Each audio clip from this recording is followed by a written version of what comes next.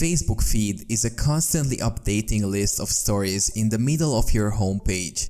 It includes status updates, photos, videos, links, and any other content shared by your friends or followed pages. The Facebook feed algorithm sorts these stories by relevance to each user based on their engagement history, such as which content they've interacted with in the past, how recent the post is, and the type of content. The Facebook algorithm uses signals to rank stories in the feed, with the primary signal being meaningful interactions. These interactions include reactions, comments, shares, and private messages.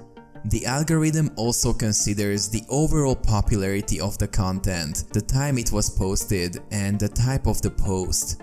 To ensure quality content, Facebook has established community standards and a set of rules for content that should not be posted, such as hate speech, fake news, or graphic violence. The Facebook algorithm detects and removes this content to keep the community safe and to prevent harm.